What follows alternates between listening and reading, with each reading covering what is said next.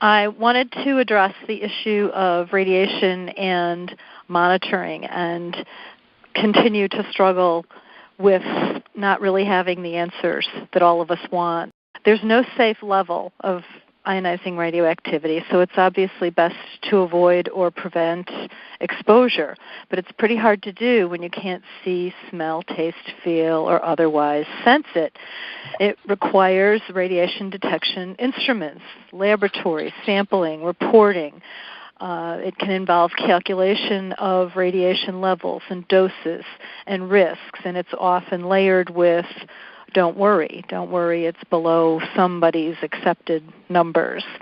So the thing that we know from biology, from ecology, is that radioactive elements move throughout our environment through the biological and the physical systems like all other elements. They're not going to stay isolated. That violates the rule of entropy, the law of entropy.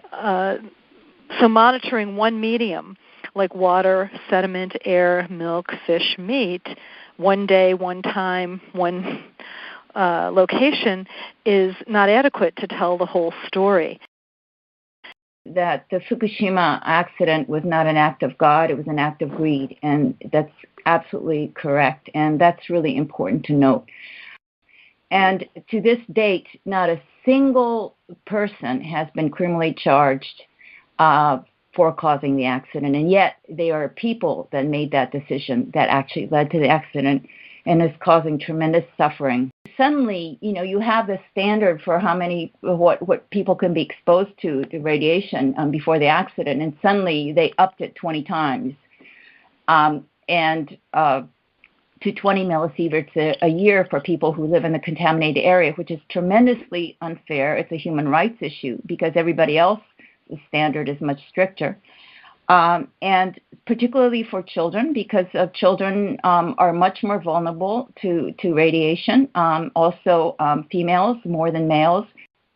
Right now, there are piles and piles of contaminated dirt that's topsoil that's been taken off. There's no place to take it, so it's piled up along the roads. It's piled up in the fields. And people, for example, living in Fukushima, they're carrying these radiation monitors all around, and like the living room is high right now, let's go to this other room. Or you decide just to ignore it. I'm not going to worry about it. I'm just not going to think about it. And it's really tearing people apart because those who are concerned about radiation are criticized. And a lot of citizens of Fukushima are very angry about this because they're saying, are you telling us to just grin and bear it? And are you telling us that we're stupid if we worry about radiation? But that's the way people are being treated. It's important to recognize the parallels between the situation in Japan and the situation for communities in the U.S. living near nuclear power plants. We stand with the women and men in Japan demanding environmental monitoring, expedited cleanup of the Fukushima site, and that Japan's nuclear reactors don't come back online. In fact, women in Georgia are demanding the same things in our own communities. For nearly 10 years, the communities living near Plant Vogtle nuclear power site and the Savannah River Site nuclear weapons complex have gone without a robust environmental monitoring program. They have not had access to information about contaminants in their air, drinking water, and food. Results from Georgia's last radiation monitoring report, released in 2004, show elevated levels of radionuclides in fish and leafy vegetation. The report warned that some people may be at risk.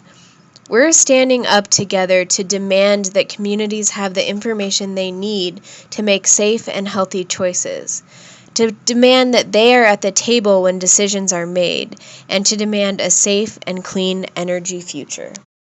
Even if you're breathing in small amounts, with the way the body is made, certain parts of your body accumulates those particles. So if you start out with 1% and you're breathing 1% every day, eventually your body's going to become polluted beyond 1% because your body doesn't rid itself of it. All right, it doesn't sound very threatening when you say less than 1%, but then they never talk about the accumulation factor of that less than 1%.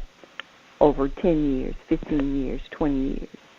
And how does that affect, in a woman's body, the embryo that's developing in your body is developing in a state of pollution. You know, people suffer because they have a lack of knowledge. And so sometimes a way to ease suffering, or, you know, if not eradicate it, is to install knowledge.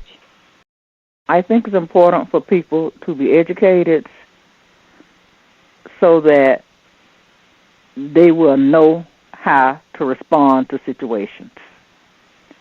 You cannot respond to something that you know nothing about, and you really have no input,